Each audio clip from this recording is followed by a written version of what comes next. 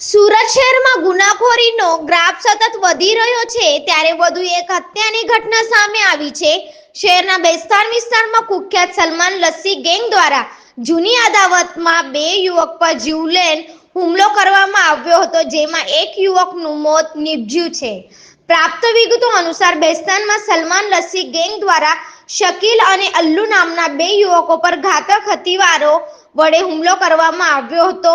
આ હુમલામાં મૂળ ઉત્તર પ્રદેશના વતની અને રિક્ષા ચાલક એવા એક યુવકનું ઘટના સ્થળે જ મોત નીપજ્યું હતું, જ્યારે બીજા યુવકને ગંભીર ઈજાઓ પહોંચતા તેને તાત્કાલિક સારવાર અર્થે ખાનગી હોસ્પિટલમાં ખસેડવામાં આવ્યો છે।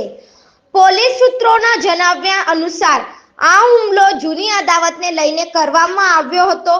હત્યાની આ ઘટનાને અંજામ આપીને ગેંગનો મુખ્ય આરોપી સલમાન લસ્સી તેમજ તેના સાગરીતો એમરોજ, દાલ ચાવલ અને શાહરૂખ ફરાર થઈ ગયા છે। ઘટનાની જાણ થતાં જ બેસ્તાન પોલીસે કાફલો સ્થળ પર પહોંચી ગયો હતો। પોલીસે મૃતદેહનો કબજો લઈ પોસ્ટમોર્ટમ માટે મોકલી આપ્યો છે અને હત્યાનો ગુનો નોંધી ફરાર આરોપીઓને ઝડપી પાડવા માટે જુદા જુદા ટીમો બનાવીને તપાસના ચક્રો ગતિમાન કર્યો છે। શહેરમાં બીજા દિવસે પણ હત્યાનો બનાવ બનતા કાયદો અને વ્યવસ્થાની સ્થિતિ પર સવાલો ઊભા થયા છે।